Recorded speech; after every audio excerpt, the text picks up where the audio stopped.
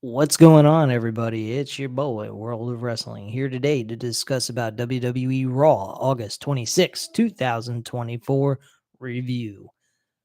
Monday Night Raw was, again, another good show. Good storyline, some decent wrestling as well that was added into this show.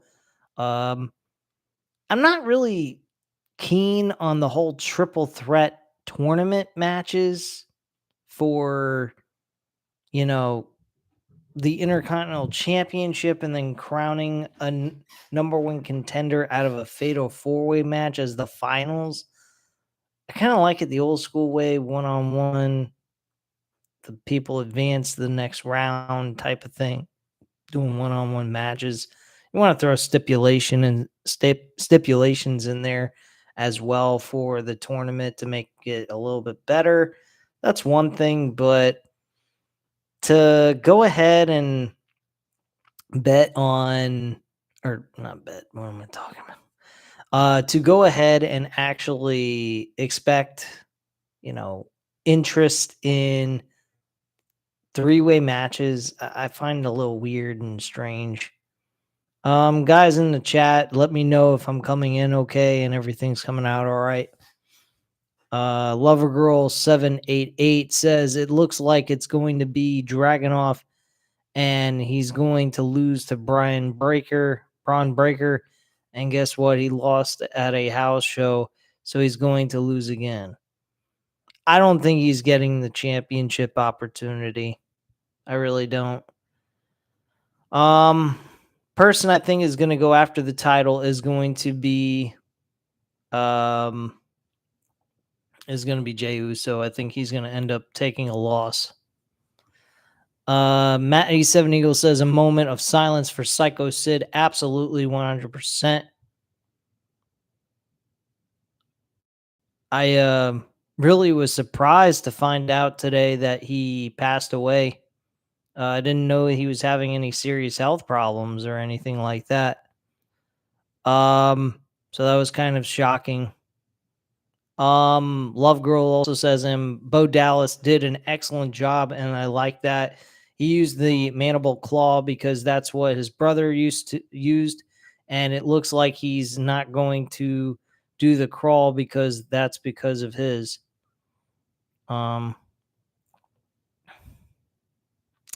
Okay, whatever. Yeah, I think Bo Dallas was pretty good tonight. I think Chad Gable was great.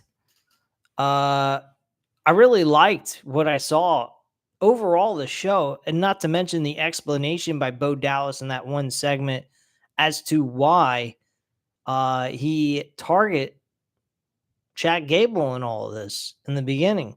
He's a false leader. He's not. He's pretending to be something he's not. He doesn't care about no one but himself. And apparently it seems to me like that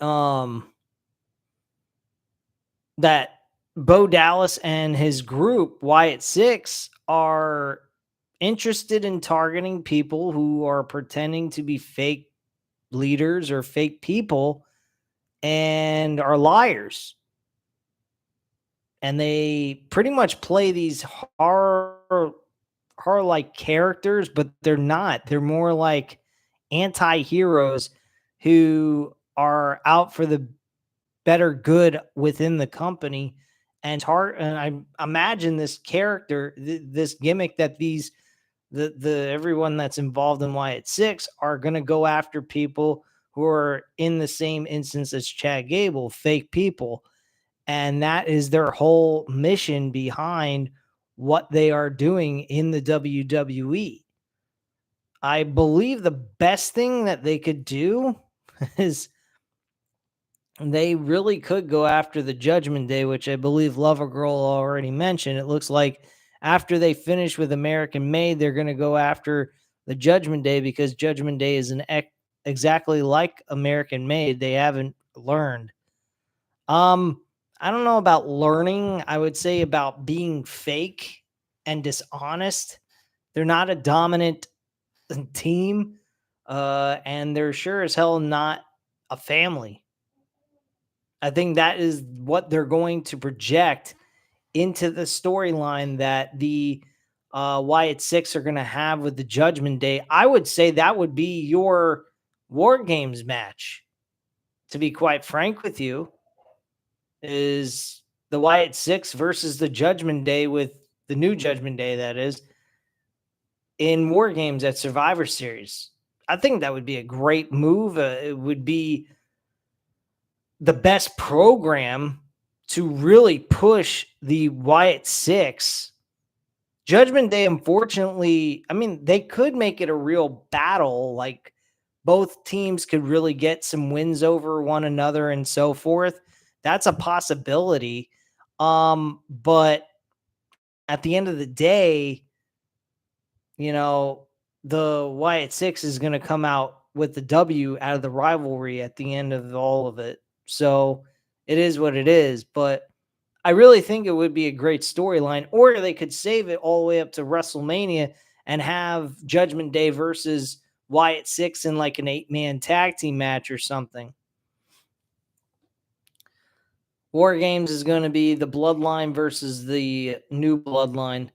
I agree with that, Matt A7 Eagle, but they could have 2 War Games. I mean, that's been done before. I mean, granted, it was the second War Games was with the women, but I wouldn't be opposed to having 2 War Games with just the males doing both of those War Games matches, because on SmackDown, like you said, Bloodline versus New Bloodline, and on Raw is they build a story around Judgment Day versus the Wyatt Six. Both of those storylines work on both shows, and they're on separate brands as well. So, I mean, it works. Just my opinion, but they don't have to do it at War Games. I'm not saying that's a necessary thing to do. Like I just said, they could just save it where it's an 8-man tag team match at WrestleMania between the Judgment Day and Wyatt Six, and there you go. I honestly think that we really should want to position Bo Dallas at WrestleMania to beat Braun Breaker for the IC Championship, possibly. But maybe some people would disagree with me on that. Let that settle and let Bo Dallas kind of cook until like SummerSlam of next year and win a mid-card championship, I guess. I honestly don't think he needs to wait that long, but if you wanted to do an 8-man tag team match with Judgment Day versus the Wyatt Six, I'm totally cool with that too. So it is what it is. Love Girl says, I heard Rey Mysterio wants to add a stipulation to his match with Dominic Mysterio at WrestleMania. It's going to be hair versus mustache versus mask. What do you think about that? I think that's fucking stupid. I hope that Dominic Mysterio does not have another match with his father. The one match that he had at WrestleMania 39 was fine. They didn't have to have a rematch in a tag team. And they sure as hell don't need to have another singles match where one loses their hair and mustache and the other loses the mask. It's not necessary. I mean, if you want to go with that match, I guess, but Rey would have to lose, take off the mask, and retire. That would be Rey Mysterio's retirement match. That's the only way I'd see that match actually happening and make sense for me to want to invest in it. Otherwise, I could give 2 shits less. And I honestly don't care. I don't want to see Rey versus Dominic ever again. It's over. It's done with. It's played out. It's fucking overkill.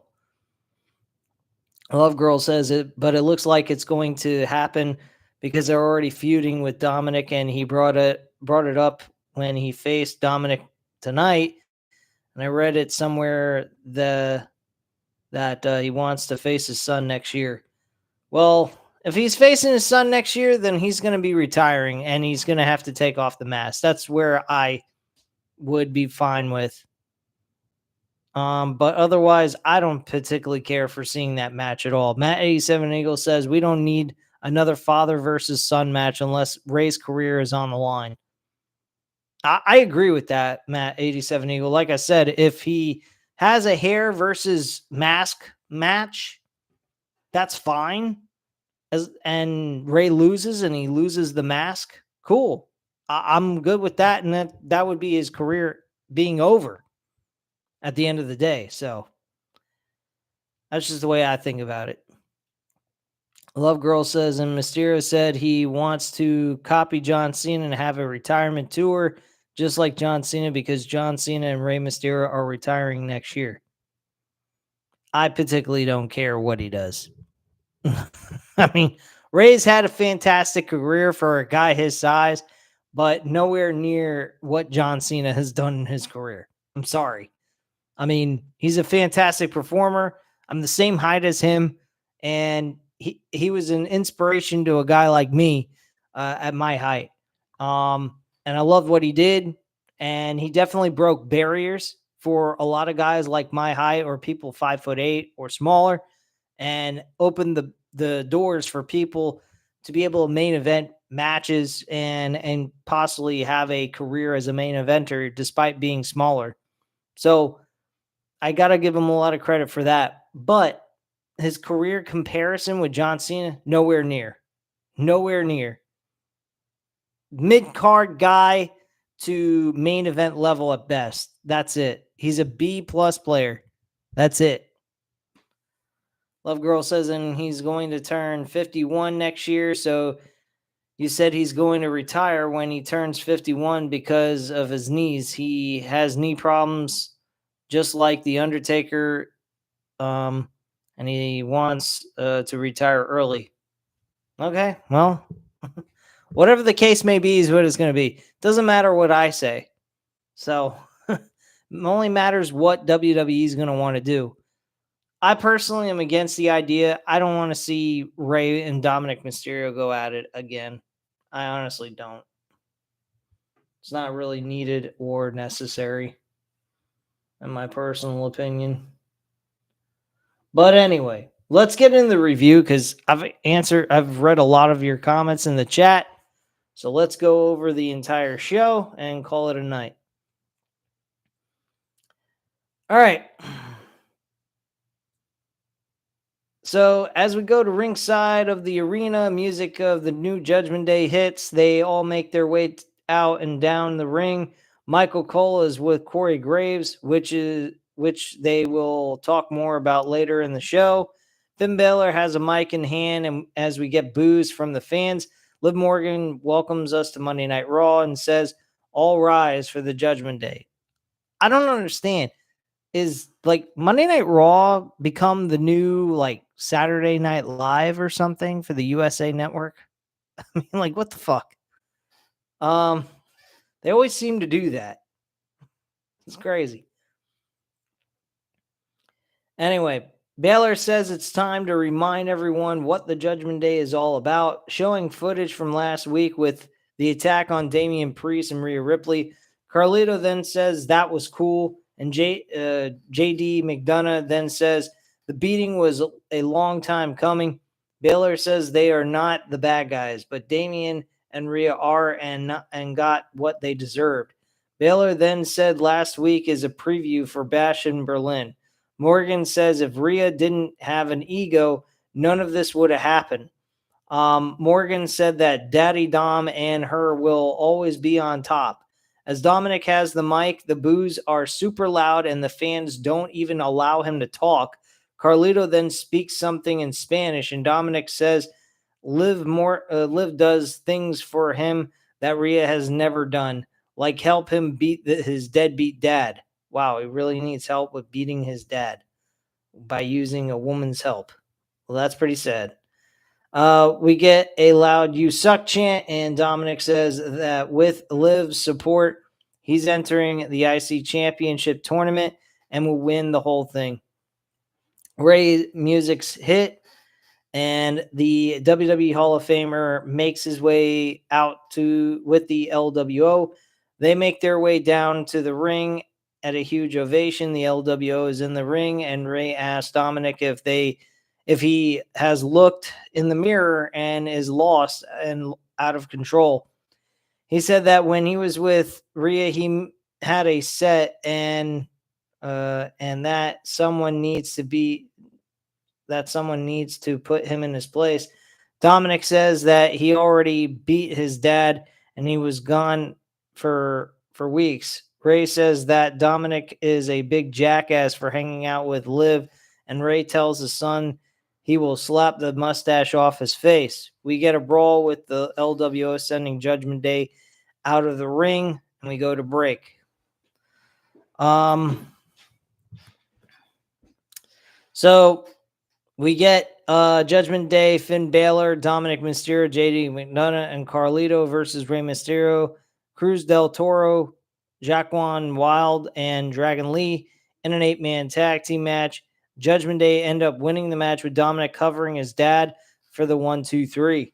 After the match is over, Judgment Day assault the LWO, and JD clears off the announce table. They slam Ray's head in the announce table, and the tag team champs beat Ray. The music of Rhea Ripley hits as Priest and Ripley. So basically what happens is Rhea Ripley and Damian Priest come down, make the save. They beat the shit out of the Judgment Day. Priest drops JD with the South of Heaven, and Carlito's dropped with a Riptide by Rhea Ripley. So we go backstage with Jackie Redmond talking to The Miz. Jackie talks to The Miz about the titles he has held. Miz says that tonight he will right wrongs and will be one step closer to the title he made famous. Bronson Reed enters the picture and he talks about taking out Seth Rollins and R-Truth. Bronson says after he takes out Braun Strowman, he is coming after The Miz. The bell rings as the music of Damage Control hits. This is fucking pointless. I did not even care or watch any of this. Damage Control actually wins the match. And Kairi Zane is the one that picks up the W here. So we go to a video package with Bo Dallas talking about the false prophet continuing to reveal himself into the world. They show footage of Chad Gable. Bo says that Chad has been given chance by chance and that he refuses to remove the scales from his eyes. The head must come off, and Bo says he accepts Chad's challenge and invitation. Bo says this is a purge. Very excellent promo. Absolutely fucking love that shit. Very good promo there. So we get Drew McIntyre coming out next. Drew has a mic in hand as the fans boo loudly. Drew says that it is great to be alive in Providence on a Monday night.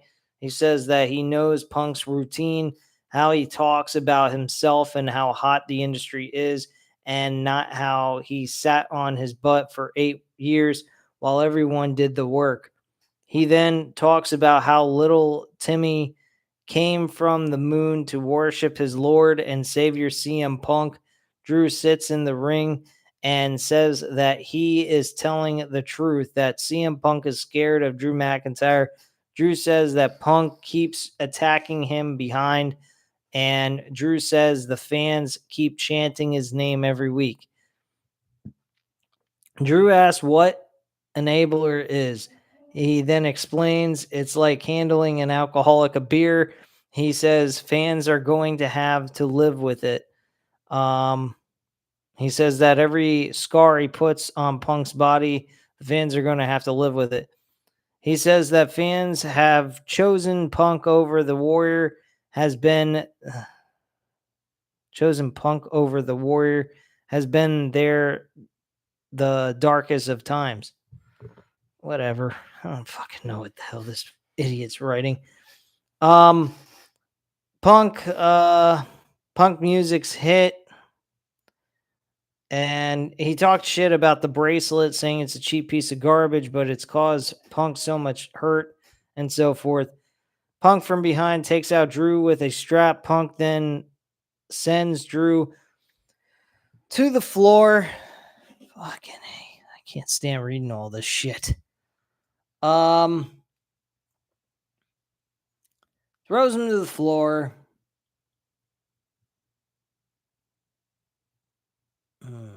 I just lost my place. Anyway, he just hit him several times with the fucking strap, beat up security guards, beat the shit out of them, and all that nonsense. So there you go.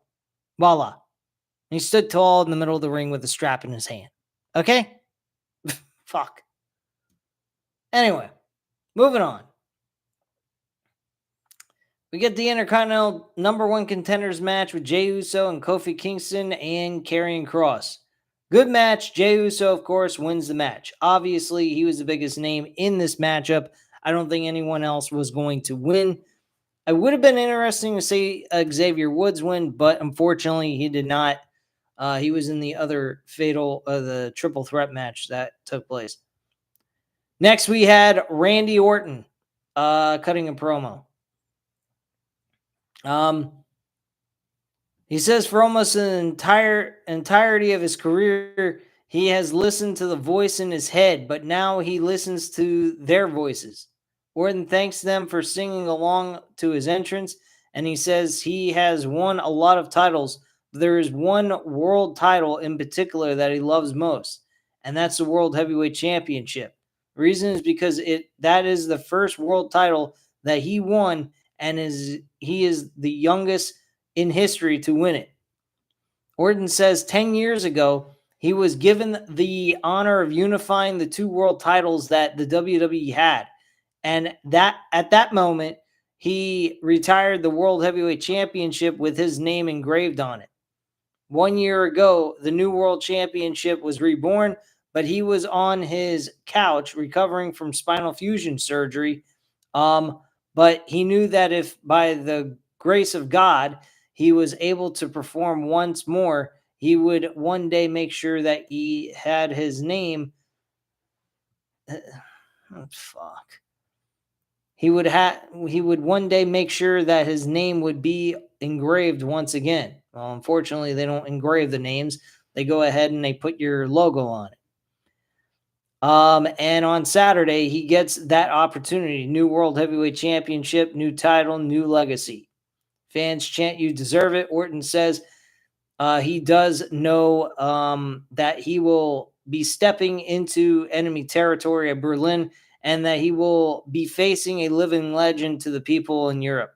He says Gunther is a legend over there. He also knows that he will be facing a man who has his head shoved up his own ass, that he doesn't realize he will be facing Randy Orton.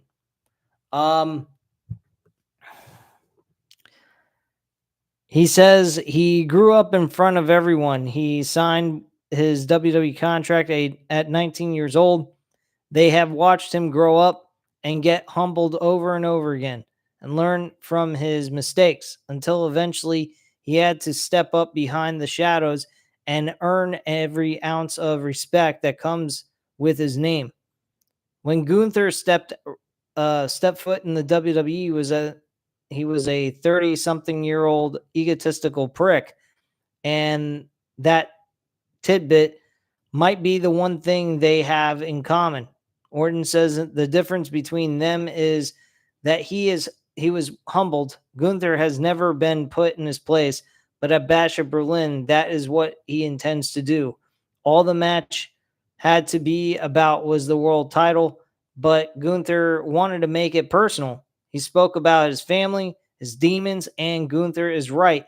He faced his share of demons, and each of them was tougher of an opponent than Gunther could ever be, and he beat them just like he will beat him. And if Gunther is curious at all as to how he will do it, he will do it by using the three most dangerous letters in sports entertainment, the RKO. Drops the microphone, Orton music hits. I honestly really would like, and you guys might agree with me, you might not. I honestly would love to see Gunther beat Randy Orton, which is going to happen no matter what. So I'd like to see Gunther beat Randy Orton. Randy Orton doesn't have anything to do with Cody Rhodes. We don't just have him snap and turn heel instantly. I wouldn't do that. I'd have Randy Orton get on a winning streak, be tagged along with Cody Rhodes. They are befriending each other, and then eventually by WrestleMania, Randy Orton turns heel and goes after the World Heavyweight Championship on SmackDown. That is what I would like to see.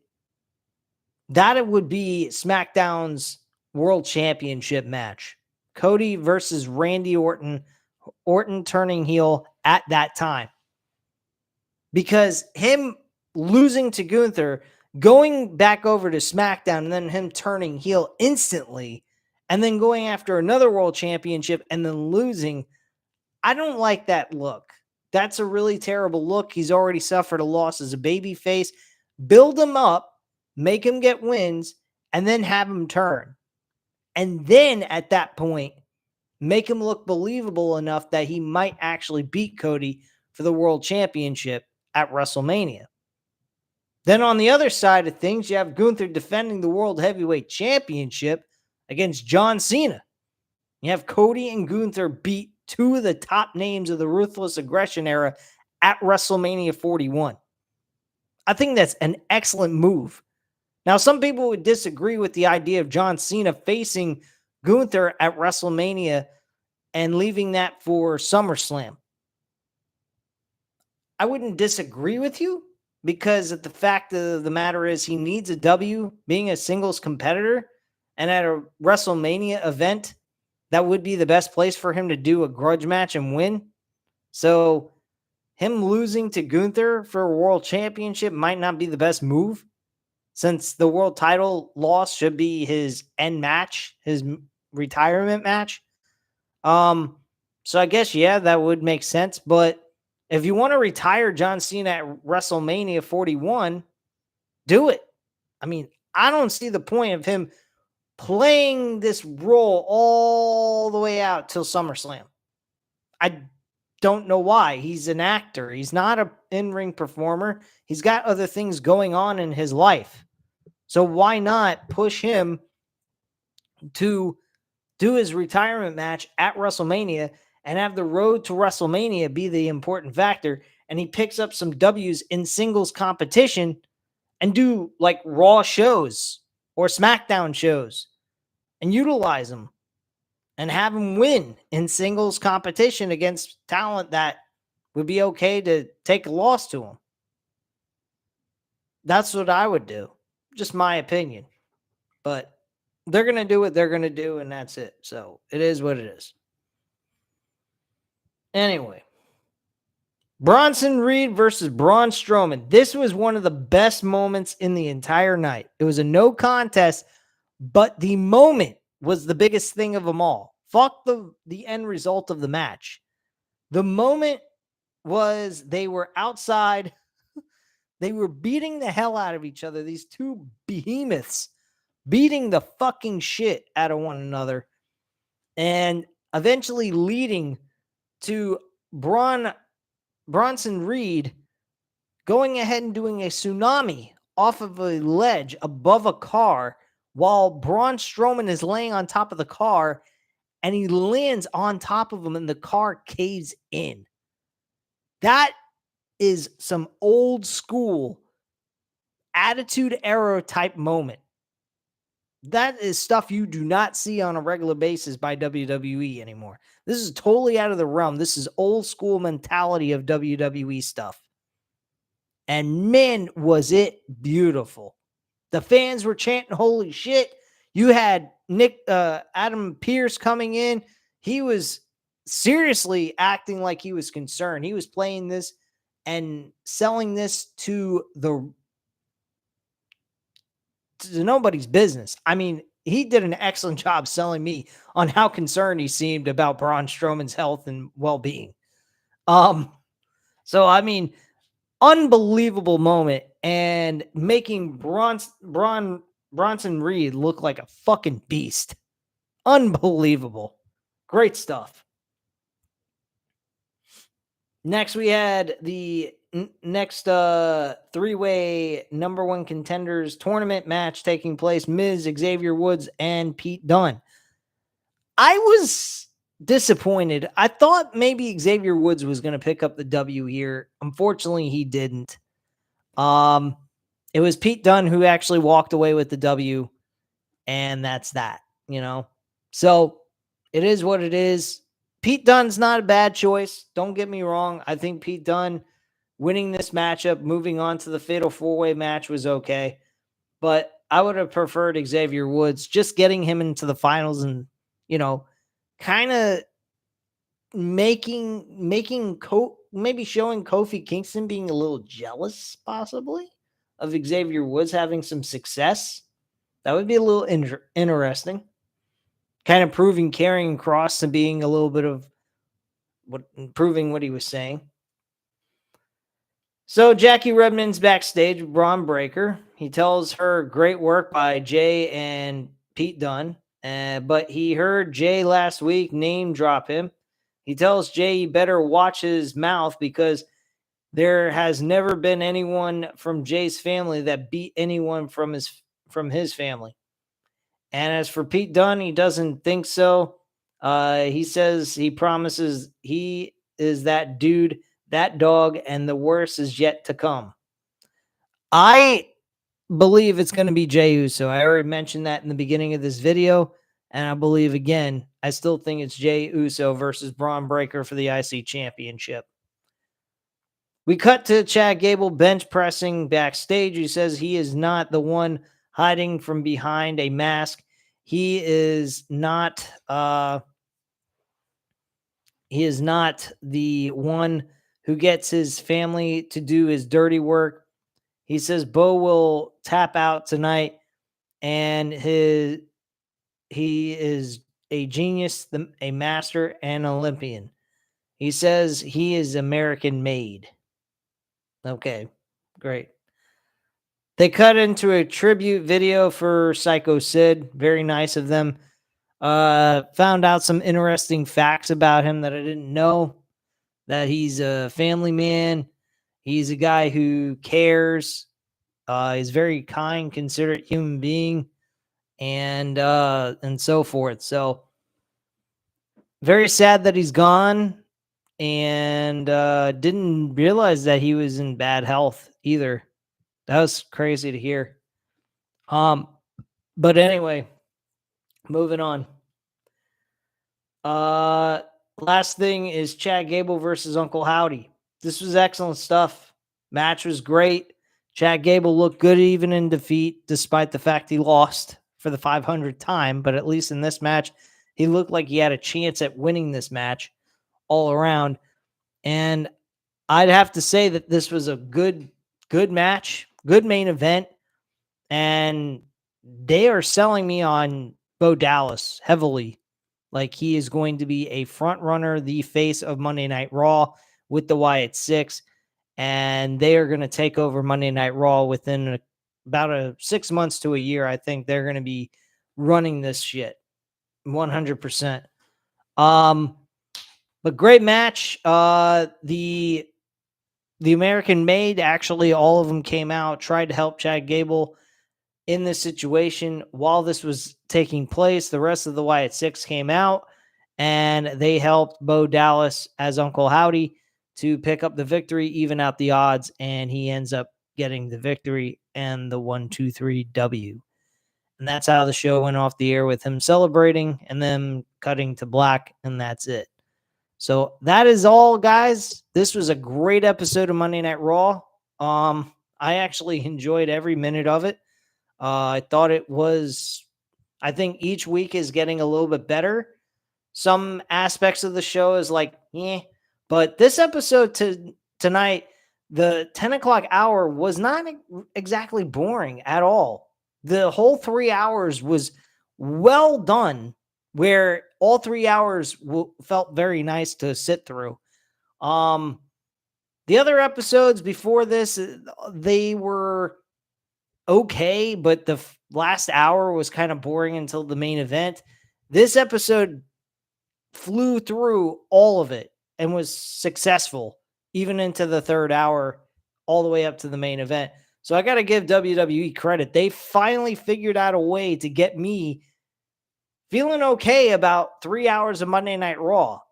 Hopefully they can do that again with all 3 hours hitting for me to stay intrigued, but I haven't seen them do that yet, and I think that's a very hard task to expect them to do, because trying to complete 3 hours of pro wrestling with story is not an easy task. That is a lot of work, and you are doing week to week content with this, and that can be a heavy challenge. So I'm going to be very lenient on them when it comes to the 3 hours, but I expect at least the first 2 hours to be good. Or if at least the first hour shit, the last 2 hours of 9 and 10 o'clock hours are supposed to be the big portion of the show that intrigues you. But it's better to be good in the beginning and kind of have a great main event match at the end of the 3 hours. That's just my opinion on that. But anyway, guys, at this time, you know what to do. Hit the like button if you like this video. Hit the subscribe button if you're not already subscribed to the channel. Leave a comment down below. I'll definitely get back to you on that. Thank you guys very much for watching, and have a great night, guys. Bye.